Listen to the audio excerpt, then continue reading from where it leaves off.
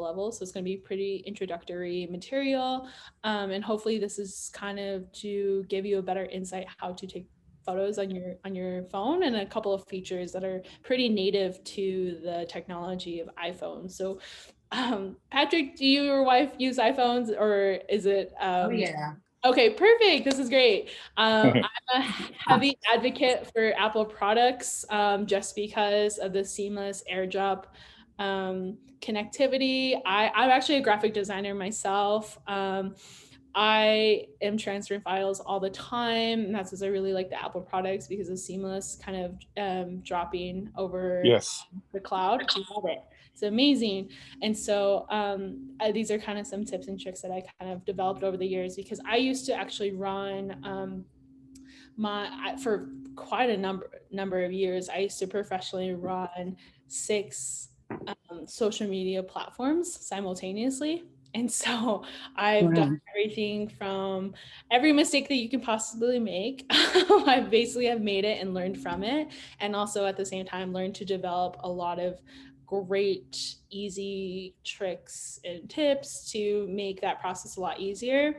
And as well as too, I did it on a student budget. I was a college student at the time, so I could not afford to pay $70 a month on the Adobe Creative Cloud. I love it now that I have a job. I can spend that money and afford to have that disposable income. But for some people who are, very new to this, and probably aren't so technological savvy, and also too, like, that's a huge investment to kind of put into new technology. I mean, our phones itself are like a $1,200. So, Yeah. Yeah. why not use what you have, because it's really great technology. So, to kind of go through this, the training overview of how this is going to be broken down is we're just going to review the basics of staging a professional photo. Um, and it's just kind of reviewing the simple elements of how to take a great photo, which is the background, angles, and lighting. um, and also too, just establishing what kind of different types of images to be posted on social media or your e-commerce websites. Do you guys conduct your business online? Do you guys have a social media platforms that are kind of going, or We use Facebook quite a bit. okay, yeah. And so, how do you feel like that's kind of been? Because I know there's, with a lot of small businesses, there's this kind of love-hate relationship with social media, especially during this time of COVID. Right. During COVID, I think it helped our sales immensely. That's great. Yeah. As a business, Uh-huh. using it as a business, I think it benefited us quite a bit. Yeah. Personally, it's crazy. Yeah. Why did you choose Facebook versus like other, bigger social media platform? We were already What do you mean? established. Got Like you. what other platforms would you like? What other social media platforms would you compare it to? So Like, the one that I would compare to, and I think it's kind of, so when you go down that road of choosing what social media Yeah. platform you want to dedicate a lot of time to, because I think even having two is a lot of work. Yeah. And then it becomes a full-time job, because I'm doing it as a full-time Right. job. So um, I think it's great that you guys have a source of, connect with somebody online. Hi, Tyrell. How are you doing? Welcome. But how I kind of break down to people choosing where to start for their small business on social media is really to understand their customer base first. So if you guys have been operating already, pre-COVID, and kind of knowing who your clientele is coming through your doors and is kind of where a majority of your sales are going, you also need to know at the same time their behaviors on online shopping a little bit. And you can just kind of get that idea from, like, well, the demographics that are going to be on Facebook are definitely going to be, millennials to baby boomers, because Facebook has become this social media platform for like familiar connection, and as well as, almost like family photograph albums, or connectedness in that way for like families to stay connected. Um, Whereas like Instagram's completely different. That age group of demographic is really going to be within like the millennial age, and as well as a couple of the the older tier of Generation Z. And so the difference between Facebook and Instagram really is that Facebook has this capability of blogging a little bit, that incorporation of blogging. And, Yeah. you know, and that can be a little stressful on some people because, you know, blogging doesn't do as well anymore because, you know, the attention span that we have on Facebook and social media is, you know, we rather That's see shorter. videos. Yeah, we rather see videos, and on both platforms. And I feel like on any platform, videos perform really, really well. So, you know, I always try to push people to doing like behind the scenes, you know, videos to help push out a lot of the digital marketing that they're doing online, especially during this time of COVID, because really how this training kind of came about is really understanding from your small business point of view that, you know, the consumer behavior and overall performative act of buying a product in person versus online. So in person, think about how you buy clothing or however you're buying whatever you're manufacturing or selling. You want to feel it, you want to touch it, you want to make sure it's the right dimensions proportionally. There's too many times that I've bought things online, not really considered a lot of aspects of what I was buying. A good example is I bought a French press recently during COVID because I wanted to make my own coffee. And I made my decision based on price alone. And all of the photos, they were cropped and as well as zoomed in being the complete same size. So I didn't know what a 9-ounce French press was versus 16-ounce. And so I just made my decision based on price because in like on the e-commerce website, they looked the same size. They were cropped so that they looked completely the same size. And I immediately was like, the cheaper one, I'll buy that. And I ended up getting it in the mail, and it's this little toy French Oh, wow. and because I unfortunately drink about 12 ounces of coffee versus, you know, 8 ounces or 9 ounces of coffee. And so I'm doing the whole entire process all over again. So, you know, I was disappointed. Other people would get discouraged to not buy online again. And that's why photography, especially product photography and digital marketing, so prevalent right now of getting it right and doing it well. And so, and that's what and social media can help in that way of, you know, because there's a difference between product photography and as well as just creative photography for products on social media. And that's where we're going to kind of go down this road of differentiating between social media and e-commerce website photography, and how to do it with your phone. So the first one we're going to go into is really kind of the user generated content oriented photography. So that's UGC. That means, you know, you're taking it from somebody who's like a customer review. So if you have a great example is people taking photos of restaurant food, is that they're foodies, they take a photo of it, and then they post it on social media, tagging the business, tagging the location or whatever. And that is a user generated content that then can, based on the individual's account, if it is public, then they can repost it. The business can then repost that photo to their account, and that's a user generated content. And that also comes from like reviews, from, you know, overall just creativity in other ways of, you know, people modeling their own clothes and taking photos. And that's where you can start using influencers. So that's essentially that bullet point. We'll get a little bit more into that. The next one is product or inventory. And that's where you just want to take the full picture of whatever it is. And you want to make sure you have the whole entire side of it, a clear photo of what the coloring looks like, just to make sure that we know what this object is for reference. It's just honestly just for reference. The next one is kind of knowing the business. It's a little bit more personal of like, these are our employees. That's great for connectiveness on social media, because I think a lot of businesses, when they go into social media and they use it for marketing, they think, oh, I can just build it and they will come.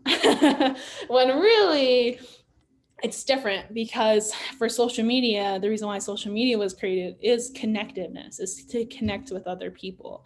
And that's where businesses get it really wrong, is that they create a social media page, they pour so much money into it on branding, on colorization, on trademarks, that they build it, but they don't care to actually follow up and interact with their following up people, like their photos, like the fact that they commented about a review of, you know, something that they bought from their store or something like that, and highlight it. That connectedness is lost a lot of times. So, you know, you don't really know as a third person to the whole situation. You don't, like, say if I was coming from Denver to the Farmington area and, you know, I see all of these great posts of user generated content from your store, but you don't respond to any of them. So I never really know how involved you are in the process, or like if you're available to answer questions online, or what your availability or attentiveness to your customer base really is, because there's no actual like behavior that I can see and do it. And so that's one of the things that you can do to kind of eliminate that speculation. And then it's pretty easy too, to kind of execute. I think it's just the overall understanding. Sorry, I have a background in anthropology, so I'm all about perspective. And I'm a little bit on that like psychology side too, of understanding behavioral trends. And so this is kind of how I break it down of, you know, I think do that's, something. yeah, that makes a lot of sense. And we do try to do that. Yeah. And we try to listen to everything that people recommend. So Yeah. also, like if someone even says they like it, sometimes I'll respond to them and say thank you, or just like it just shows Yeah. your response, which I think helps the algorithms in Facebook. Yeah. But we don't use Instagram as much as we should, and we could do a thing where it automatically shares. Yeah. So we need to start figuring out how to do that. Yeah. To share across the platforms. Well, and I Those think it's two. good to have two. And I think Instagram and Facebook are great places to start and help any business, because that duality of posting simultaneously at the same time.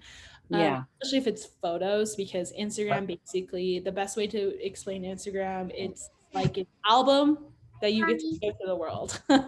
Right. And so, and it's a perfect place for videos and photos to be created on. And so, my only kind of suggestion while doing that is to diversify the difference between the two of them, because on Facebook, you want to have a little bit more of that blog style-ish content to then emerge from, whereas Instagram, you're kind of safe to just post a lot of different graphics and photos and videos and things like that, and just stay in that realm instead of having Facebook also do that. You want to diversify it just a little bit. Okay. There are customers like myself. I'm a good example of how individuals who have an account on both platforms, but I never personally look at Facebook. I just don't get any content that's related to my buying experience, to friends or family updates or really news update or anything. I don't get it from Facebook. I actually get it all from Instagram. So if there's a small business that I'm supporting, I support them on Instagram and I don't support them on Facebook, just because how inactive my Facebook is and I choose it to be. So there's customers like me who are like, oh yeah, the Facebook, because I have a Facebook, but I do most of my social media interactions on Instagram.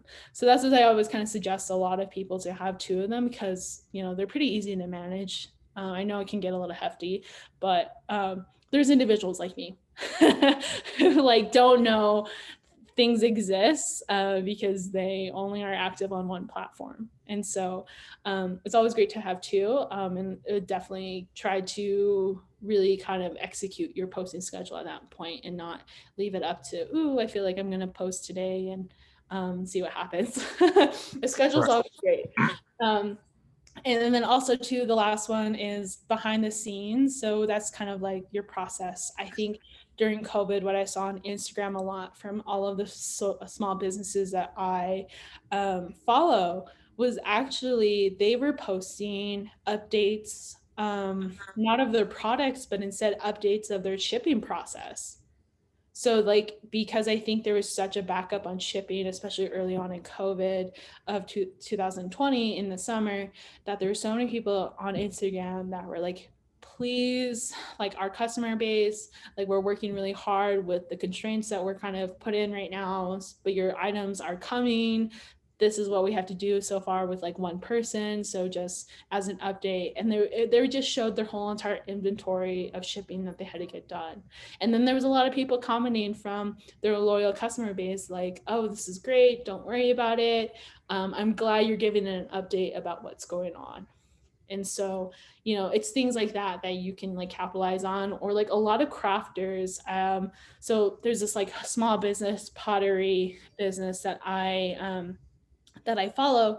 They show the process of what it takes and the time and effort to make the things that they make, because they get so many questions of people saying, well, why does it cost this much? Like I could do it myself. And it's kind of like, well, you can, so go ahead and do it. But this is the reason why I'm pricing it the way I price it, because of how much attention I kind of put into, you know, building what I'm building and manufacturing it for you guys.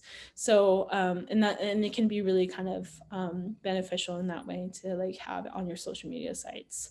And so the e-commerce sites where they kind of break apart is having your product and inventory being the very first thing on your e-commerce websites, where the user generated content can be like sprinkled in, and then just the creativeness that's not listed on this bullet point can be sprinkled in too. So you would have basically your user generated content, knowing the business and behind the scenes, the very personal side of it being the social media instead of the e-commerce website.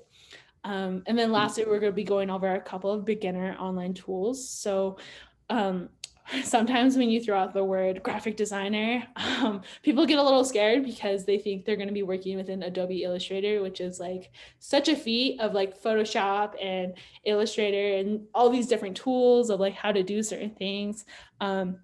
When really there's a lot of great like graphic online platforms that are super easy. You just search a word and then you drag and drop, and then you resize and recolor it sometimes, and it can be a really great thing to, you know, explore. And a lot of them are free. I'm a person that comes from a couponing family that if it's not a free trial, I don't really trust it.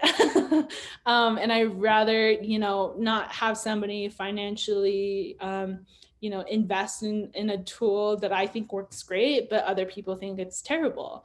And so I rather kind of provide you guys with some free or very, very low cost in case you want to go up to the pro level of the subscription, which is, I think it's like $7 or less than $10, which is still a lot of money anyways.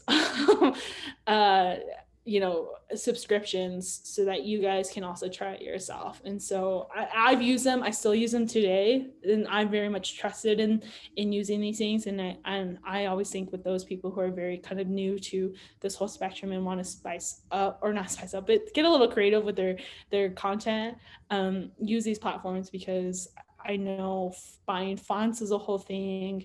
You don't want to just use the regular you know, Arial font all the time or times, and you want to be a little bit creative with your business. So we can go in. Sorry, that was like a really long breakthrough. But so the basics, really kind of, we did touch on this a little bit, the difference between a personal social media post photo and a product photo. So this really differentiates what you should be posting on your, you know, your social media. That's going to be different than your, you know, personal social media. So for those of you who have Facebook businesses, you know, on your personal, you might not know that there's a different content that you need to be posting on both of them, even though, you know, you're the owner of your business and you want to, you know, highlight the great points on each page.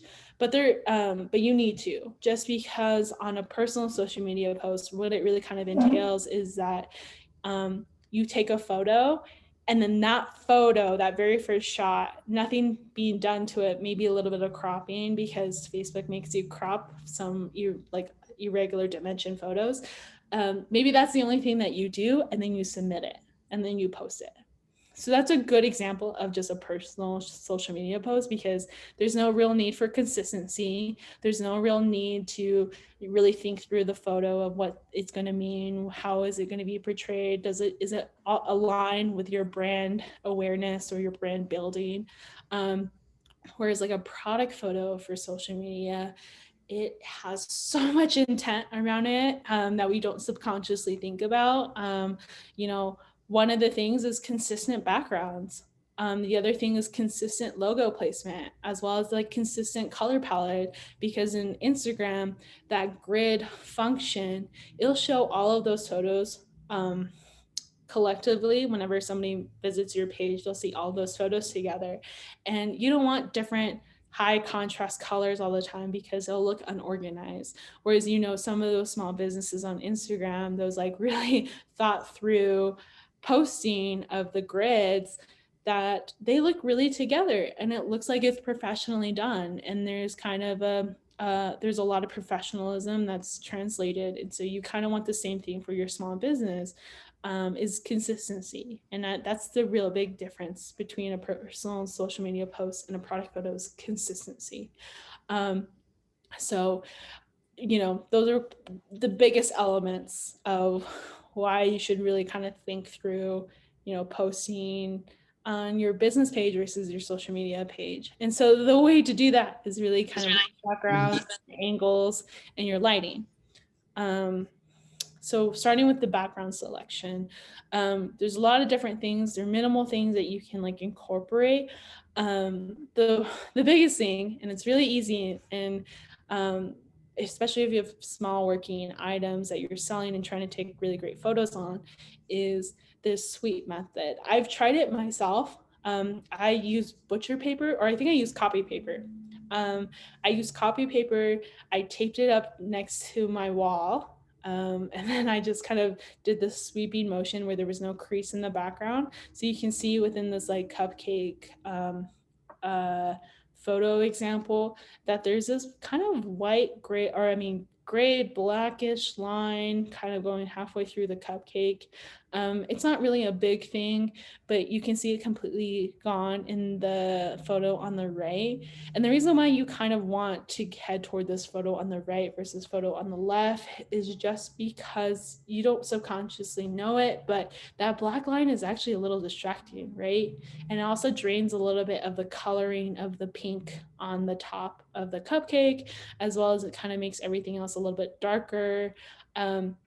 And that's just something that you kind of learn as you kind of go through, you know, taking photos and just unsubconsciously seeing. I did painting in college, so I learned a lot about coloring and how our eyes see color. And so for this black line to be completely gone, you can see how much brighter the colorization of the product really is. And so that's the only reason why I kind of suggest to a lot of people, if they're working with smaller objects or are able to recreate the sweeping method with you know, a sheet. I've done it with a white sheet before, and that's what you see a lot of kind of professional photography for, like models at like schools, and as well as like sport photos, excuse me, is that they use this kind of sweeping method.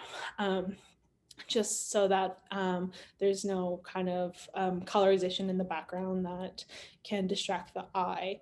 And so, you know, a great thing to start out with for consistency, and this really is within your product inventory photos, is to have a white classic background with minimal flaws. You know, always trying to make sure to keep that paper that you're using like clean. You know, I worked in a photography studio, and they would always kind of make sure that anybody that was going to be walking on the white sheet, that they had to take off their shoes first, because you know, the dirt, anything white can get dirty very quickly. So these are, and plus too as well, I think at Hobby Lobby they have those what are they called? Scrapbooking paper, those like really thick cardstock paper that's a little bit bendable, that you can also choose to change out your backgrounds too, if white is just, you know, too too minimalistic, you can, swap it out for a more like colorized to whatever your branding is too. I mean, you can definitely mix it up with different background selection, but it's just to keep it really consistent of, okay, I know this is going to be my product photo. I can use this later on to just take a great inventory, or this is something I can post as like a new upcoming product that's launching on my social media. So just using that so that you can definitely have a great kind of professional looking photo for your products. The next thing too is kind of capitalizing on angles. One great thing is I always suggest, if you're taking photos of your inventory or products, it's to take at least three photos of the item. And that is from three different angles. So the first one's going to be from that bird eye view. The second one is going to be on that kind of like 60-degree angle where it's kind of you're sitting down and you're kind of just like staring down at it. That's a good angle to take the photo at. And then the last one's right at eye line too. So if you're looking straight at it, you can see it. And that just so that it can help you a little bit with the dimension size, as well as just what it looks like all around for the 3D objects. And this kind of changes a little bit if you're working with an artwork, because you can just take that photo of what your artwork is, and as well as like other kind of print photography and things like that. So it doesn't really apply so much to this, but it does for like jewelry, for any other kind of 3D object that has multiple sides to it. So I definitely really do like this rule of three to capitalize on for angling. And I think it'll just help a lot with you like planning out what you need to, highlight about the product, because after you take these three angles, you kind of begin to see how your product differentiates in the lighting too of what you have it as. Because a good example is somebody was asking me, oh, well, how do I take photos of the clothing that I'm selling? And if I just lay it flat, then how, besides just front and back, how should I be taking more photos of this? So then I suggested that they need to take a photo of kind of the fibers of what it's like, because even what we're wearing, like, again, another shopping experience that I had was I really love running leggings because I'm a huge runner.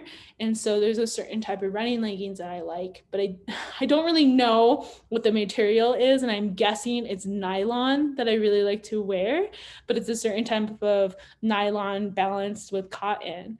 And so I don't really look at the at the overall materials all the time. And when buying something, I'm very much a visualistic kind of person that I will then make the purchase. And then as soon as I kind of get the order from in person, and then I see it's either too much nylon and I don't like it, or it's way too cotton and I know that the coloring of my cotton leggings are going to get washed out.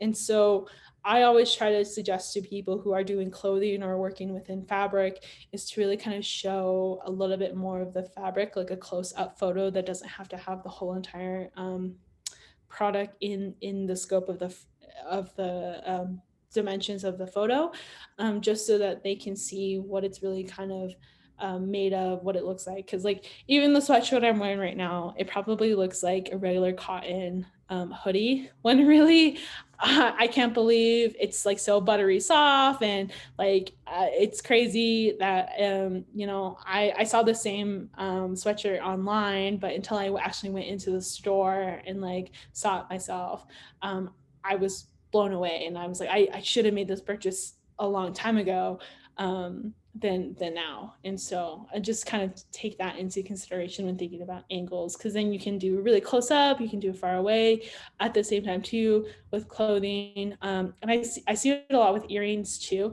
is I'm a kind of consumer that really likes to see it in dimensions to things. So when you're thinking about angles, think it also too of staging. So how you stage the photo based on these angles, because, you know, bird's eye view or even just kind of eyeline view, it's really hard to see, you know, how really tall or wide objects are really going to be. So so it's kind of going to be, we're going to be breaking. Does anybody have any questions so far or comments or something I need to go over? Again, we're going to go into a little bit more features of your iPhone. I'm guessing okay. I'm going to take that silence as an okay. Okay, so as we go into kind of the social, iPhone. Yes. Sorry to interrupt. I was getting some feedback, so I had muted everybody. So Okay. if they do have questions, they may need to unmute themselves. So Okay. sorry about that. Yeah, no problem. And then also too, there's a chat function in Zoom too. If you're new to Zoom, just go ahead. I have that open. So if anybody has any kind of questions about this, go ahead and do it in the chat. If you don't want to interrupt me, and I'll get to that because I can see the chat. So as we kind of, so actually lastly, is there any questions? We're good. Okay, perfect. So kind of going into your iPhone settings. For those of you who don't have iPhones, I'm so sorry. I will get content that is kind of native to Samsung and other kind of smartphones out there. But for iPhones, for something to take advantage of is the grid function. I know that can be really annoying, but if you're just having it on to take better you know, photos of your products and inventory, or even just your overall staging of your photo, I would turn the grid on because that can help you in a long way of how to set up and crop your photos. Because Instagram actually works by a 1:1 perfect square. And sometimes there's a little bit of leeway within like vertical and horizontal shots.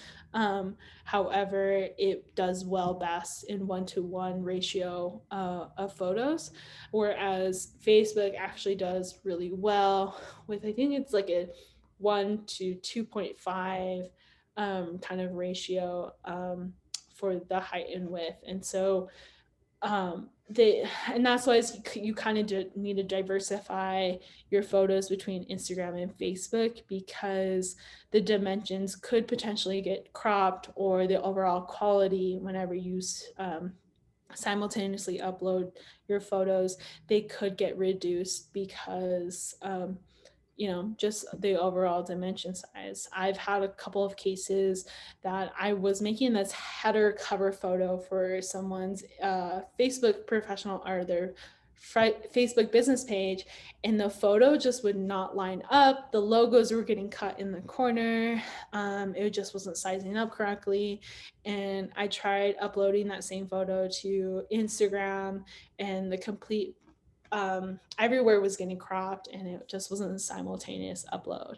And so we had a lot of difficulties of trying to get that rearranged. And so I think if we had, you know, worked within our grid system the first time, I think we would have had an easier time of cropping things and uploading it pretty seamlessly to those platforms. And the other thing too, it kind of helps you with this other, going back to the rule of three, there's kind of this rule of three, especially with social media, of sectors of balancing a great photo. So I don't have an example, but I have it in the next PowerPoint for moderate skills, going more deeper into this idea of rule of three, that you really want to balance your photo, that you know, if you take a product photo, so I have my sparkling water here. If I were to take a photo of this, I would make sure that a third of the negative space on the bottom was completely gone, blank, or and the same thing would be balanced up on the top. So it'd be a third of negative space on the bottom, a third of negative space on the top, and then this would just lie within the middle, and then there's like a negative space on this side and a negative space on this side.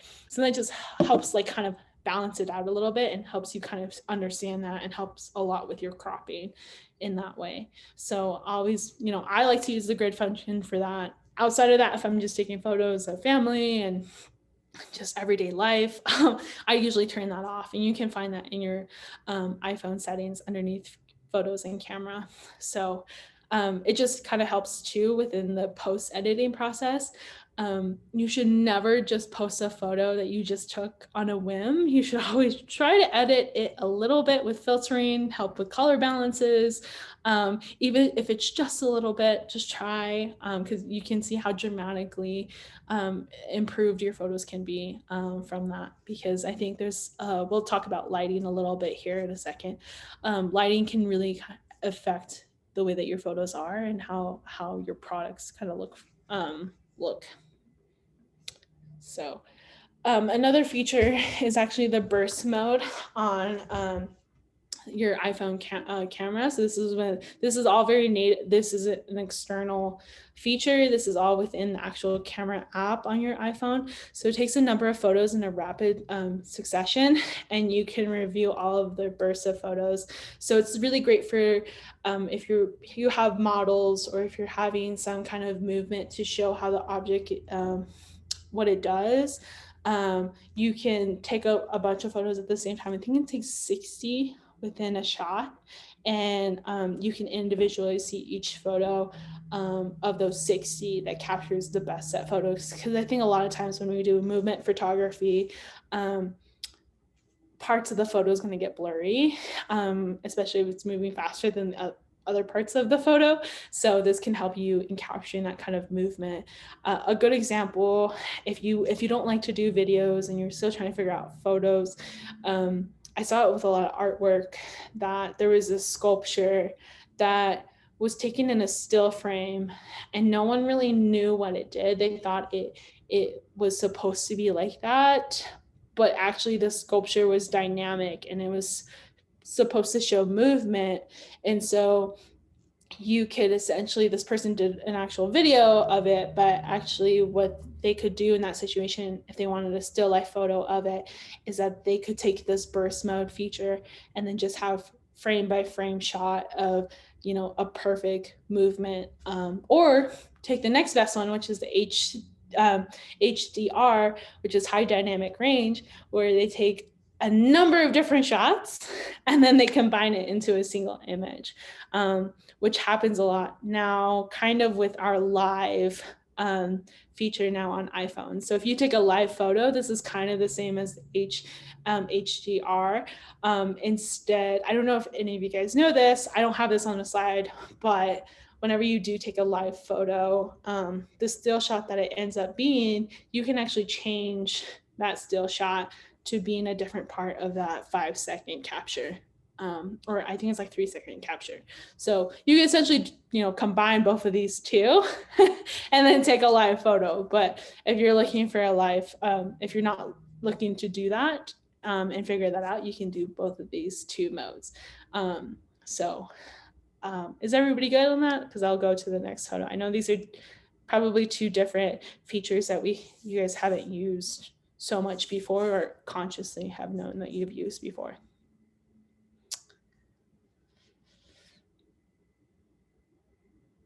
Okay. Again, if you have any questions, go ahead and shoot them in the chat. And then the next one, to help with a lot of lighting, a lot of individuals don't know that you can do autofocus.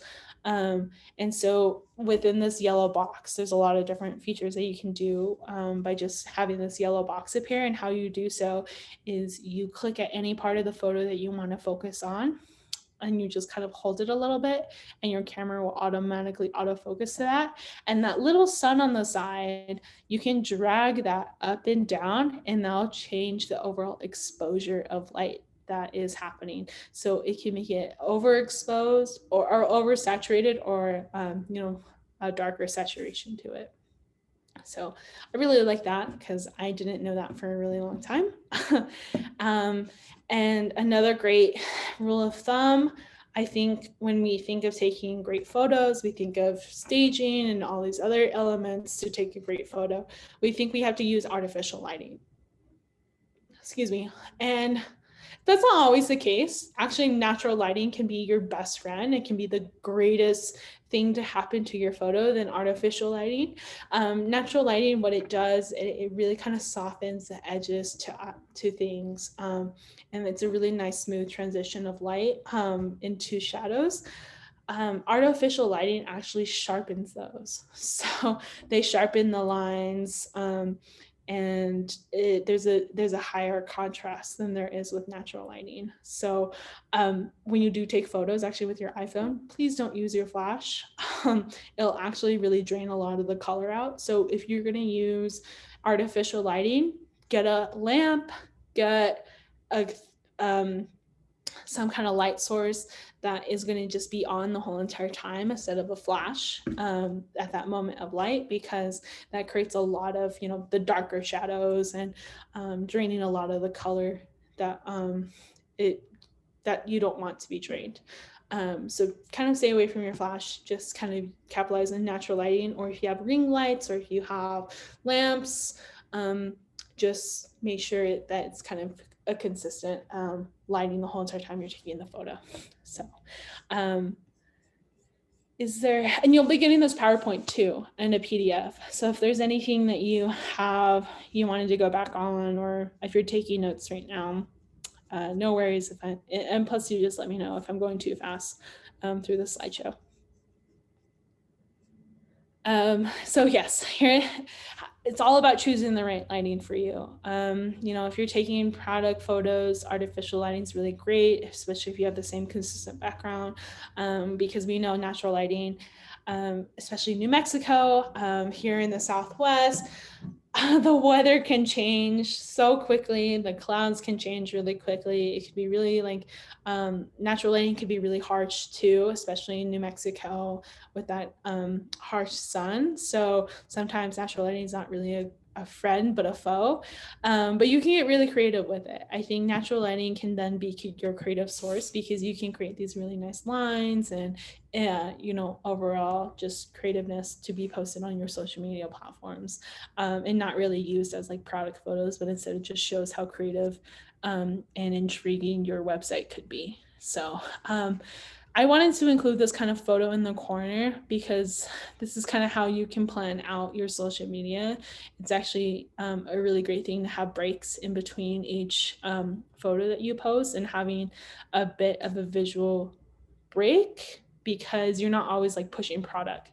Again, it goes back to that idea of, use social media to connect with people. You're not using social media to just market and, product push, because those social media accounts that just do that, they don't perform very well, or even it's really harder because they feel like they always have to post all the time about their products, because that's the only thing that they do, and they don't care to interact with individuals. And that's really hard for a small business owner to do it, because then social media becomes a whole entire new job. So, and you want your time. Your time is precious. So just really kind of balance it out, how you like your negative space, how you like the lighting to look. Social media is all about artistic, creative inspiration. Just make sure there's a little bit of consistency with it. Like if you are playing around with shadows, just keeping the same kind of color palette. So you have some oranges. It's really kind of warm coloring. So you're not going to be playing around with a lot of blues. It's going to be warm. So you want to stay within that red, orange, yellow color palette with like a bluish red hue. So purple could be okay, but just kind of a warmer hue. And you can look at those colors too, of a color palette that you want, to get an idea of what kind of branding color palette that you want. And you can go by seasons, which a lot of people do. You can actually start exploring that on Pinterest. I love Pinterest for inspiration on those things. And they do a really great job of kind of showing you how you take a color palette from a photo or an idea. So here's a natural lighting guide. Too bright, probably for on that left side of that photo. It's a little too bright. Could be great for some artistic photo shots of, something that you can post for the day on social media or in your Instagram stories or reels. Whereas that one on the right side in the middle photo, it's great for product photos and things that you really kind of more business-like and professionalism of inventory shots that you need to take. Why the serum, that nude-ish block really kind of capitalizes on that harsh lighting and using it in a creative way to take their photo, their marketing photo, really. So this is like a great way of how to use harsh lighting artificially or even just with natural lighting. So, and when we think about studios, we think a huge room dedicated to taking the photos, to putting it all together, in that we don't have the space or the capacity to do so. When really it could be as small as a premature setup of paper and what are they called? Those like styrofoam cardboard-ish things. Those can be really great light reflectants. You don't have to buy things that say camera equipment and that are like specialized for camera equipment. You can be as creative with your materials as possible. I think I've recently just bought my first camera equipment and I've been doing this for like 7 years. So I've just picked up stuff from around the room from like that I had lying around and like made it work. So really cost effective. I just made sure that there were no crease lines or, discoloration on the paper that I was using. And I find this so much cheaper than going on Amazon and buying actual camera equipment, which can be very costly. So, and the reason why too you would want this like board on the side, I don't know if you guys can see my mouse hovering over this PowerPoint, but on that left side photo of the window in that styrofoam cardboard or board, whiteboard, the reason why there's that whiteboard that's facing the window is because that actually it allows the light that's coming in through the window to then be bounced off of that white. It's almost kind of like a mirror effect of having that light being bounced off of that object back onto the product, and then making the shadow on that product on that side a lot less harsh, and then it just it softens it up and brightens up the backside of the product. So I like doing that too on some photos because it just whenever I go back into editing a lot of different parts of the photos of colorization, it helps it in that way because then it doesn't make that shadow too dark. So yeah, and this is a good example of that middle picture of the oranges. So you see how the oranges, the shadow on the right is a little bit really harsh. So say that's too harsh for you and you want it to soften up a bit and you don't have artificial lighting to help contrast it or like to help aid it become a little bit softer, you can put a whiteboard right next to it and then light will bounce off of it and then making it a little bit brighter. So see, they didn't use on the very left photo, they didn't use anything to kind of aid in that way, which is fine. But if they wanted to, they could have. So these setups are pretty easy. I have in the past recommended people to get that double-sided sticky paper for like temporary wall covering that's sold by 1x1 squares, or I think it's like double-sided contact paper. I've suggested to people if they want to have different multiple backgrounds that look really nice, that to just get that paper and then get that like cardboard or that styrofoam cardboard stuff to just paste it on top of that and then have that as like multiple side or like both sides could be a different contact paper, and then you could change your backgrounds pretty quickly that way. And then this too, I've done on the right, on the left side with the cup, that's a pillowcase. So you can definitely not need to go buy an absolute, camera diffuser linen. I've used a pillowcase before that has been white. I've used a bed sheet before that was really old, and I just wanted to use something to help diffuse the light a little bit that was coming in. So does this work? You know, we talked about all these different things. And so does it really kind of take into practice of does it work? So this is my, this is a ring that I had. I wanted, and I set it up on my, I'm going to show you how to use artificial lighting from a computer, a laptop screen, on how to take a good product photo with just your iPhone camera. So I just researched, or not, I just Google search white background and then made that background picture full screen and then turned up my brightness on my computer. I was sitting in my living room, no natural lighting coming from anywhere. I think it was like 5 p.m. at night. And then I got a little notebook. I set a white notebook that I pulled from my bookshelf. I just knew that I was only going to need a little part of it. So I just set this on top of that notebook, messed with the angling of the light here and there.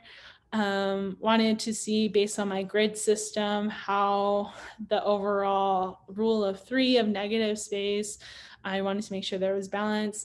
I knew in this part that this wasn't going to be the final photo that I was going to be taking, and I knew I was going to be cropping up that black line at the top, the black hue. And so I wasn't too concerned. I'm just kind of going through the different features that you would have on your iPhone, looking how this setup would be. So portrait mode, I do really like it. Those of you who don't know portrait mode, it really kind of creates this, what is it called? It just kind of creates this like, it auto focuses on your face or your object, and then it creates kind of a blurred veil around the rest of the background and negative space. It's okay. I mean, it's not super great for this situation because you can see the spiral notebook. I think it would have been better if I had a better setup. It does perform really well. I do like a lot of the photos that I took with my portrait mode, but this is just kind of wanting to exemplify what it looks like in different modes. The lighting's really impeccable. I can't believe it. I was kind of in a shock as I was doing this, that this was actually coming out way better than I expected, and I wasn't going to do a lot of kind of post editing. And so then and this is the 1x1 that I'm talking about for Instagram. So if you're kind of struggling of like, well, I don't know what photos are taken 1x1, there's a feature within your iPhone to do so.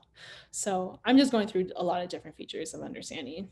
Oh, do you see, like my finger just touched on the screen and that yellow box kind of came up.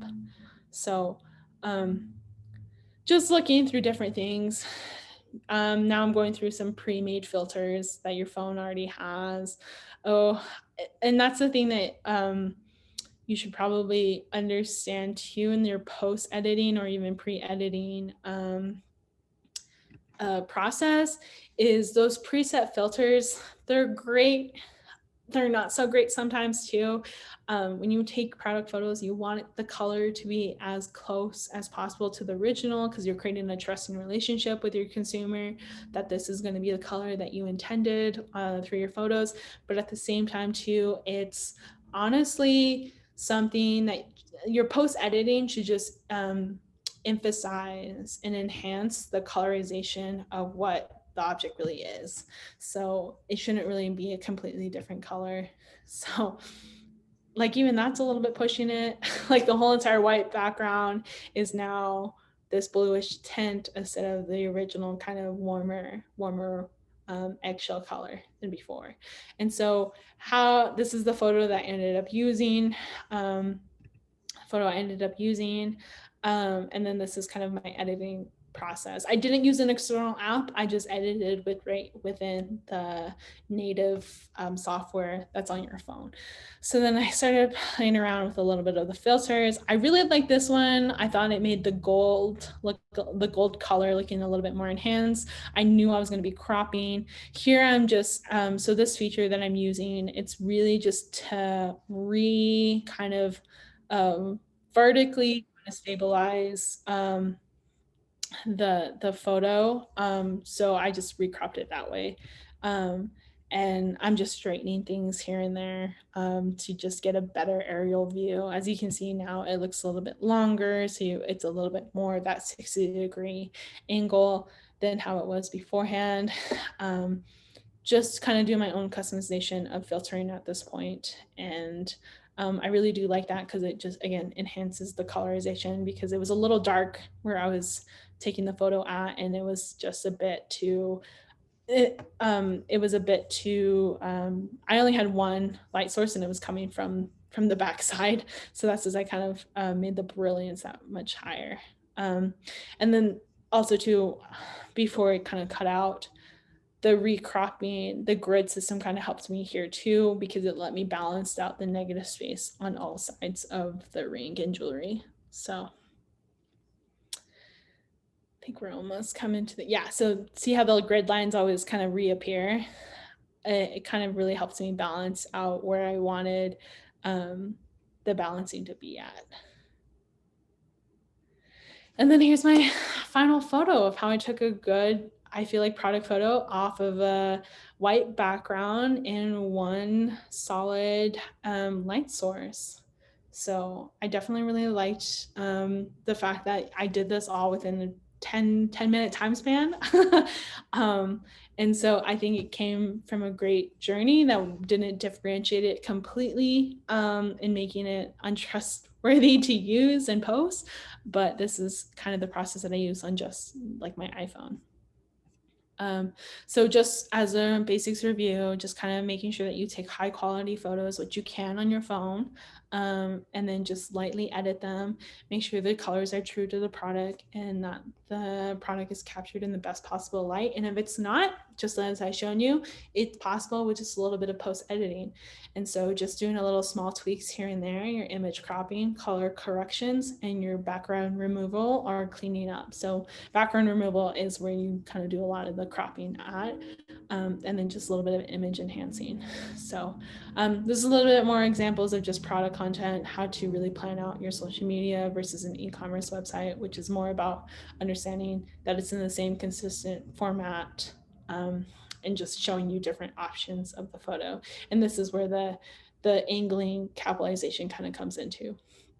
So, and then as we kind of talked about earlier in this training, the different types of social media marketing images that you could take. These are all great product photos. This is a great behind the scenes. And so, or if you are active already on social media and you're trying to find these user generated oriented product photos, you can find it right here on your page if they through this button, if they have tags you. So these are all customers who had tagged Warby Parker, and if you go to Warby Parker's page and click on this icon, it will show all of the tagged photos from public profiles on social media to do so. And then these are just kind of background. So this is like an owner of her business, just an update for the new year. This is a new hiree of a staff member, new staff member. And it's just like a testimonial to how they came to the business and just kind of pushing out the brand awareness and business awareness too. Behind the scenes, again, people, how you create your craft, why you price it the way you price it. If it's been a struggle, how personal you want to get, that's on your own. Reasoning, scale of reasoning, or how personally you want to get to your business. And if you want to have your business show, like if you want to be a part of the business kind of profile, or if you kind of just want the business to speak for itself, you can, and through these great behind the scene kind of photos. Here's some smartphone apps for editing. I believe they're all on Samsung phones and iPhones.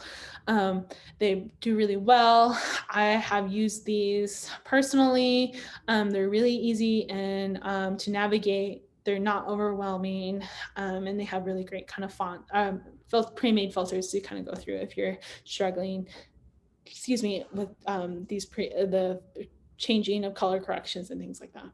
So. Sorry, I know we're kind of coming up on time. So here's some great like online templates for graphic design. These are online. The best place to use them is actually with Google Chrome. Venegade's really awesome for infographic builders or really kind of any kind of templates for like social media. Piktochart's the same way. So is Prezi. I just give a lot of people a lot of different options. They're all free to make accounts on. They have a really great kind of a basic free plan that you can just use any of their templates, download it in a PNG, JPEG, or a PDF file for free, and that's like completely fine. And I just really like them because there's a lot of different options, and you shouldn't just look for one place for inspiration. And so you should, capitalize on a lot of different free online templates to do so, and they're customizable as well. These are on your phone in case you don't have a desktop and you do all of your editing through your smartphone. This is Canva. I don't know how many of you guys are aware of Canva. Love Canva. I use it to this day on its desktop version and iPhone or phone version. It's really easy. I do prefer it a little bit on the desktop just because a lot of the features, Canva is a little bit overwhelming of like customization, which is great for a lot of creative people, but for people who just kind of want to get it done, too many customization can be a lot on the phone feature. So I do like working on the dashboard or desktop for that. And then I've heard nothing but great things about Adobe Lightroom. I believe it is 99 cents to purchase. And it is an amazing thing that is just at your fingertips to edit your photos. So play around with them. Don't purchase them. If you do a free trial if you can, and then see if you really like them. I know Canva's free. I think Adobe Lightroom may be free, maybe not be free. I'm not too sure. I think there's like a limited basic package that you can use. So yep, here's Canva's kind of dashboard. There's this very similar platform called Crello, exactly like Canva if you ever used Canva before. The only difference between both of them is Canva has a great library of stock photos, whereas Crello has a great library of illustrations. So if you like to see real people doing real things that are very stock photo like, then Canva's more of your kind of area that you're going to create a lot of amazing graphics out of. But if you're kind of more of like, I don't want to use stage photos and I want it to be a little bit more I guess customizable, I would do Crello because you can change the color of those illustrations to being more to your branding colors. So that's an option, but they're basically the same format, and you can see they look very similar. So, and they're free to use as well. Snapba's the same thing as Crello and Canva. So is Artifa. Artifa is actually a little bit more geared toward being an Instagram post maker. So if you heavily just work with an Instagram, I highly suggest that you go and try out Artifa and see how you like that. And it is made for those very creative entrepreneurs. And these are just kind of some ideas. So this is basically kind of the setup that I use to create my product photos. That I just showed you earlier. I didn't use a Miro. I just used a notebook, but you could create really great photos this way. And the same thing, with the Miro here. You just honestly Google search the photo that you want. This isn't great because those photos are, the product is translucent, so you can't really see it. I would have used a white photo like I had done before. So this is not really that bad, but it works. And then, you can be creative with this too, of like, this couldn't be your product photo, but this is something that you could post as your like social media story to help sell this product or feature this new launch of this product. So, you can get really creative if you just use your desktop and different elements. This person, be careful with this water. Make sure that you have like a board underneath or something to absorb that water. Don't just pour it on your keyboard. But taking great photos and making great content can be really easy. Perfect. So is there any questions?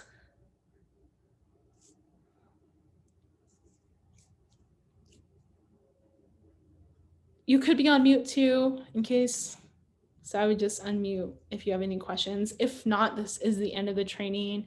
You will get this PDF. You won't get it with any of the videos. I'm so sorry. They're just too big of files for me to send via email.